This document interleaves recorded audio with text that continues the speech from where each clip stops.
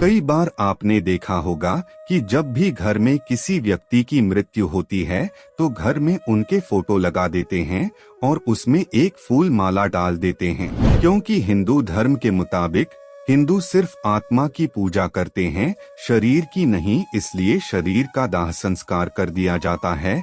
इसलिए अगर भगवान के साथ मृत व्यक्ति की पूजा होती है।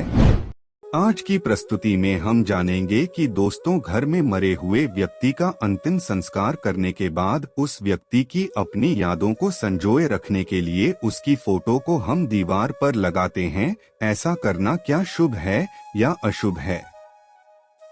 अगर हमें अपने परिवारजनों में हुई मृत्यु की फोटो लगानी चाहिए तो कहां पर लगानी चाहिए, किस दिशा में लगानी चाहिए?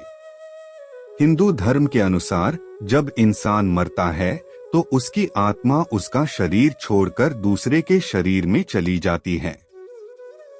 क्योंकि हिंदू धर्म के मुताबिक हिंदू सिर्फ आत्मा की पूजा करते हैं, शरीर की नहीं। इसलिए शरीर का दाह संस्कार कर दिया जाता है। इसलिए अगर भगवान के साथ मृत व्यक्ति की पूजा होती है तो उसे भगवान की निंदा ही माना जाता है। सजातो येन जातेन याति वंशः समुन्नतिं परिवर्तिनी संसारे मृतः को वा न जायते। अर्थात कहने का मतलब यह है कि संसार में जन्म मरण का चक्र चलता ही रहता है, लेकिन जन्म लेना उसका सफल है, जिसके जन्म से कुल की उन्नति हो। मित्रों, आपने हमेशा ही अपने पितरों की फोटो अपने घर में लगी हुई जरूर देखी होगी। और केवल फोटो ही नहीं, कई लोग तो ऐसे भी होते हैं जो उनसे जुड़ी छोटी छोटी चीजों को भी निशाने के तौर पर संभाल कर रखते हैं। लेकिन क्या आपने कभी यह सोचा है कि आपका ऐसा करना सही है या गलत?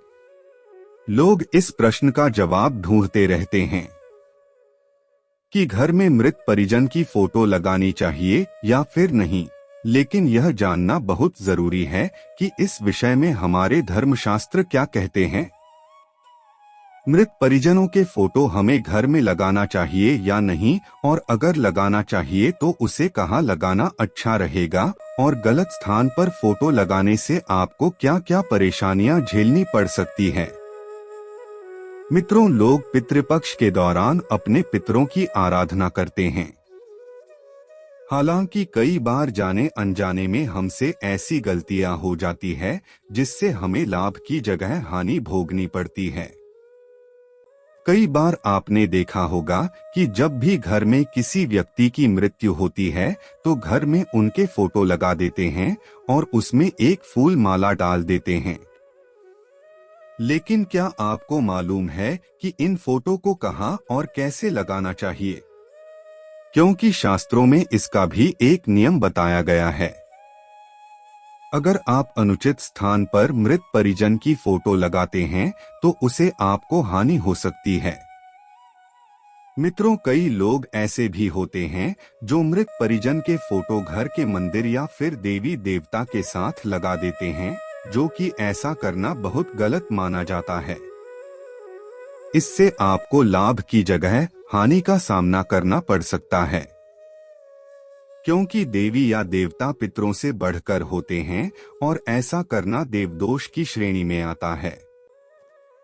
मरने वाले लोगों की फोटो घर के मध्य भाग में बिल्कुल भी नहीं लगाना चाहिए। इससे आपका मान सम्मान कम होने लगता है। इसके अलावा पश्चिम या दक्षिण की दीवारों पर भी आपको मृत परिजनों की फोटो नहीं लगानी चाहिए। इससे धन संबंधित समस्याओं का सामना करना पड़ता है। पितरों की फोटो घर में एक से अधिक स्थानों पर नहीं लगानी चाहिए। ऐसा करने से घर में तनाव की स्थिति पैदा होती है। इसके अलावा पितरों की तस्वीर का लटकना या झूलना भी सही नहीं माना जाता। मरने वाले लोगों की फोटो जीवित लोगों के साथ कभी भी नहीं लगानी चाहिए। इससे स्वभाव में नकारात्मकता का संचार होने लगता है। मृत परिजन के फोटो को शयन कक्ष और रसोई कक्ष में भी लगाने से बचना चाहिए। इससे पूर्वजों का अपमान होता है और घर में हमेशा अशांति का माहौल बना रहता है। अब आपके मन में यह प्रश्न जरूर उठ रहा होगा कि मृत परिजनों के फोटो को कहाँ लगाना चाहिए, तो आइए उसे भी जान लेते हैं। वास्तुशास्त्र के अनुसार अगर घर में पूजा पाठ का स्थान उत्तर पूर्व में है तो पितरों के फोटो को पूर्व में लगाया जा सकता है। वहीं अगर पूजा स्थान पूर्व दिशा की ओर है तो फोटो को आप ईशान कोण में लगा सकते हैं। अगर पूजा घर के अलावा किसी कमरे में पूर्वजों की तस्वीर लगा रहे हैं तो उत्तर दिशा की दीवार पर आपको उनकी फोटो लगानी चाहिए, जिससे पूर्वजों का चेहरा दक्षिण की ओर रहे। यहाँ मृत परिजनों की फोटो लगाने का सबसे अच्छा स्थान माना जाता है। पूर्वजों की फोटो घर के किसी एक ही स्थान पर लगाने चाहिए। वह स्थान ऐसा होना चाहिए जो दिशा दोष से मुक्त हो।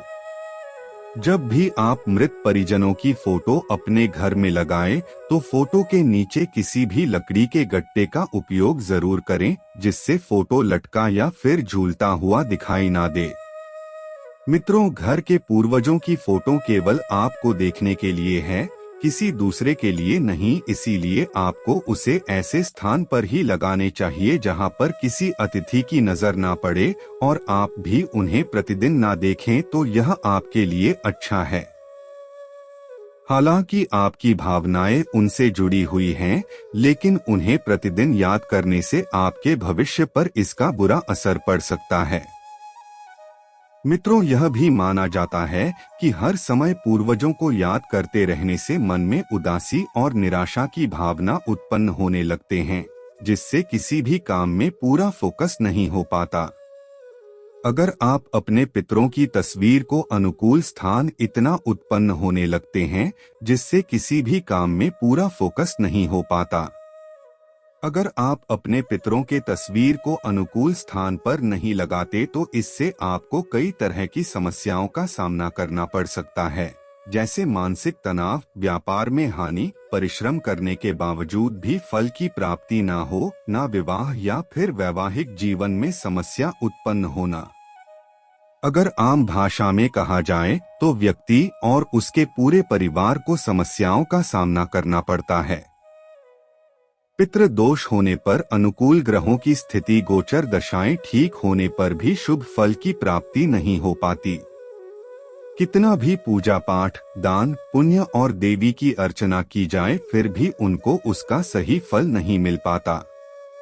माना जाता है कि हमारे ऊपर मुख्य रूप से 5 ऋण होते हैं: मातृ ऋण, पितृ ऋण, मनुष्य ऋण, देव ऋण और ऋषि ऋण। यहाँ ऋण नहीं चुकाने पर हमें निश्चित रूप से श्राप मिलता है।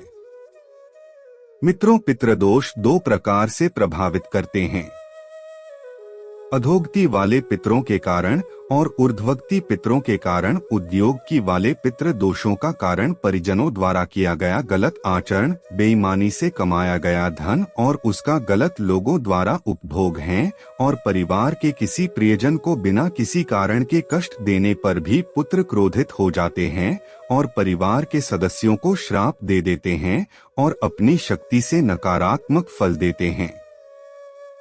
ऊर्ध्वगति वाले पितृ सामान्यतः पितृ दोष उत्पन्न नहीं करते हैं, लेकिन उनका किसी भी रूप में अपमान करने पर अथवा परिवार के पारंपरिक रीति रिवाजों का पालन नहीं करने पर वह पितृ दोष उत्पन्न करते हैं। कई बार आपने देखा होगा कि लोगों के जीवन में परेशानियां खत्म होने का नाम ही नहीं लेती। वह चाहे जितना भी समय और धन खर्च कर लें, लेकिन उनके कार्य में उन्हें सफलता नहीं मिल पाती। ऐसे लोगों की कुंडली में निश्चित रूप से पितृदोष ही होते हैं। यह दोष पीढ़ी दर पीढ़ी परेशानियां उत्पन्न करते रहते हैं। जब तक पितृदोष का विधि विधान से निवारण नहीं किया जाता, तब तक आने वाली पीढ़ियों को भी कष्ट देते रहते हैं। इस दोष के निवारण के लिए कुछ विशेष दिन और विशेष समय निर्धारित किए गए हैं, जिनमें इसका पूरा निवारण किया जाता है। श्राद्ध पक्ष ही एक ऐसा अवसर है जब पितृदोष से मुक्ति पाई जा सकती है। इस दोष के निवारण के लिए शास्त्रों में नारायण बलि और नागबलि का विधान विस्तार पूर्वक बताया गया है, जिसे करने के बाद पितृदोष से मुक्ति पाया जा सकता है। अब प्रश्न यह भी उठता है कि हमें और तस्वीर कैसी लगानी चाहिए। घर की दीवारों पर तस्वीरें भी बोलती है। हमें अपने घर में तस्वीरें लगाने से पहले वास्तव में विचार करना चाहिए। जहां तक मेरा मन कहता है, हमारे घर में ऐसी तस्वीरें होनी चाहिए जिन्हें देखते ही मन खुशियों से भर जाए। हमें अपने घर में सुंदर फूलों की, बहते झरनों की, चहचहाते पक्षियों की, उदय होते सूर्य की, या फिर खिलखिलाते सुंदर बच्चों की, या फिर ऐसे मनोरम नृत्य करती मुद्राओं की जिन्हें देखकर मन मयूर बन के नाचने लगे। तस्वीरें कुछ कहते भी नहीं, अपना प्रभाव भी छोड़ दी है। घर में सकारात्मक ऊर्जा भी फैलाती है। चलिए आज की प्रस्तुति को समाप्त करते हैं और जल्द ही नई प्रस्तुति लेकर आएंगे। तब तक आप कमेंट बॉक्स में बताइए प्रस्तुति कैसी लगी। कमेंट में जय बजरंगबली अवश्य लिखें। धन्यवाद दोस्तों।